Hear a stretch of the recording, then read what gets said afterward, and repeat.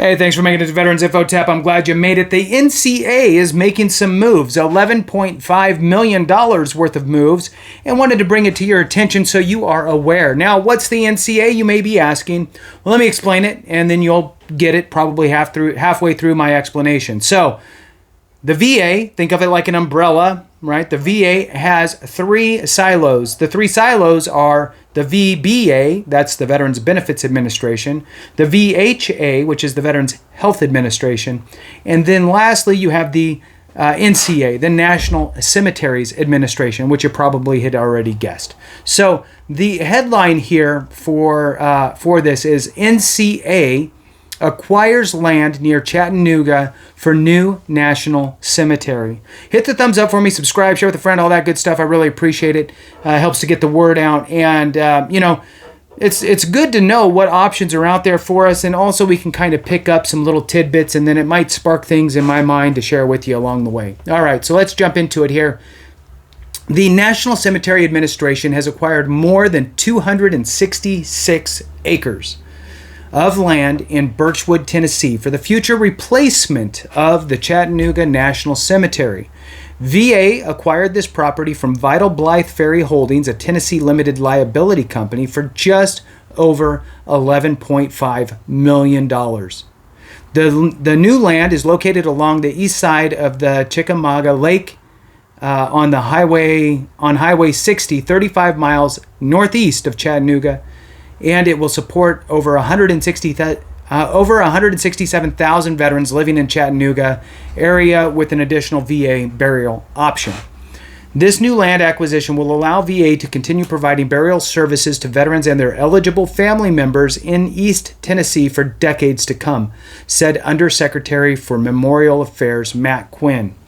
We are extremely grateful to our partners in Congress as well as state and local authorities for making this land acquisition possible. Chattanooga National Cemetery was established in 1867, wow, and has served the veteran community for more than 150 years.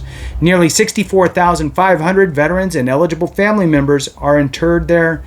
The existing cemetery will continue to serve veterans and their families until it reaches capacity for new burials, which is projected to occur within the next 15 years. And as we all know, that sneaks up on you. So one of the things I was thinking about here is, in addition to the federal ability of burial, which is through the national cemeteries, also don't forget that there are options most likely provided by the state. Many states, I don't know how many, it could be all of them, have a state veterans cemetery as an option.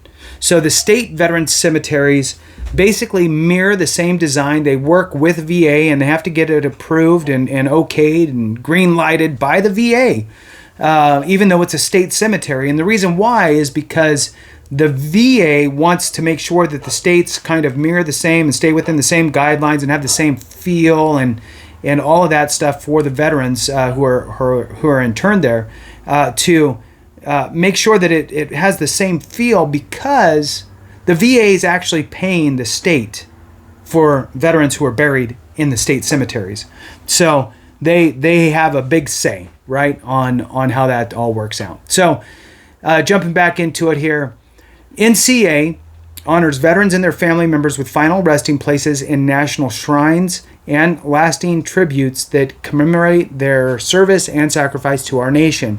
VA operates 155 national cemeteries and 34 soldiers' lots and monument sites in 44 states and Puerto Rico, and provides headstones, markers, or medallions to commemorate the service of veterans buried in both VA national and privately operated cemeteries. So even if you're in a privately operated cemetery, or a loved one of yours is in a private cemetery, they can still put in for headstone, markers, or medallions. Moving on. Since 1973, NCA has ensured that veteran service members and their families are honored with a final resting place that pays tribute to their service. Over the last 50 years, NCA has deployed and expanded burial and memorial options so that more veterans and their families can utilize their earned memorial benefits. And on another side note, memorial, okay, made me think of the Presidential Memorial Certificate. Now, look, I'm not going to get political. If you want one now, get it now. If you want to wait till the next president comes in, then get it then.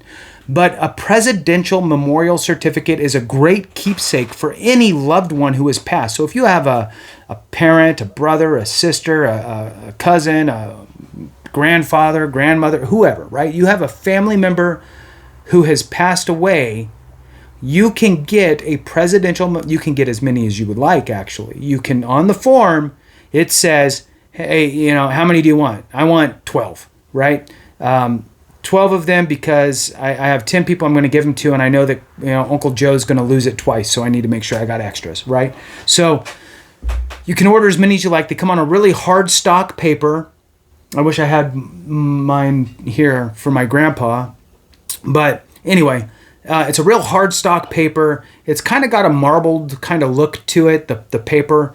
It's got a big embossed, kind of presidential seal on the top. There's a nice kind of commemorative, thank you for your service and, all of that stuff, the grateful nation, so on and so forth. And then at the end, it's lithograph, I guess, would be what it is, like a lithograph signature of the president who is serving at that time. You can't go back in time and pick a different president, right? You can't say, hey, I want JFK, or hey, I want Ronald Reagan, or hey, I want George Washington's signature, right? You can't go back in time. It's whoever is currently in office when that comes through is what happens. And one more piece on that. If you're looking to commemorate or keep somebody's kind of legacy alive, right? It's great to pass this stuff down. Another fun thing to do, since I have you here, if you're still watching, is your congressional representative, whoever it is, right, on their website, you find out who your congressman or congresswoman is, go there to their website, and you should be able to find a spot where you can order a flag. You can pick the size of flag, and this is a U.S. flag, right? So you could pick the size of flag that you want, big, small, whatever. And they will fly it over the cap, and it's for a second, right? They run it up and they run it down, right? So they fly the flag over the Capitol, bring it back down, package it up, and mail it to you. There's two versions of that. One is just as soon as you can do it, which is pretty fast, by the way. That's one version. Number two version is I want a specific date, right? I want a specific date that this flag flies. So you can pick a date. So you could do either one.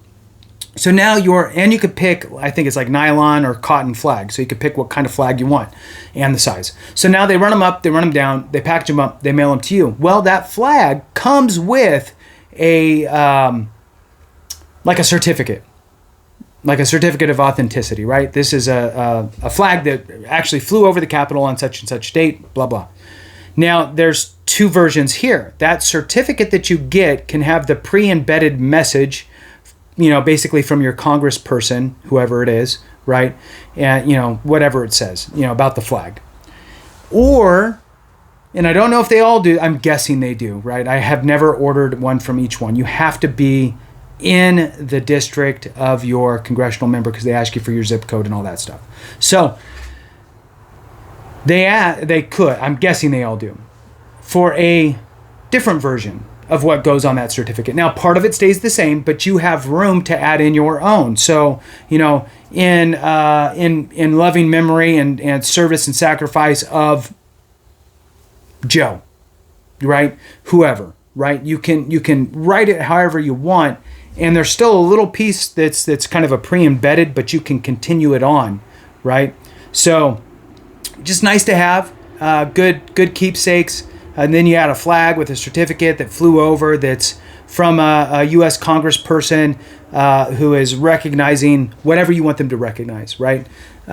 You can type that in, like I said. So anyway, that's all good stuff. So I get sidetracked. But it's kind of in line with this. So anyway, moving on. We're right at the tail end anyway. Information on VA burial benefits is available from the VA National Cemetery's office online at va.gov/burials-memorials. And you can also just Google, burial benefits and VA, and then find it that way too. Or you can call, if you want to have an actual conversation with somebody, 800-827-1000. That's the main line. You'll probably sit on hold for a little while.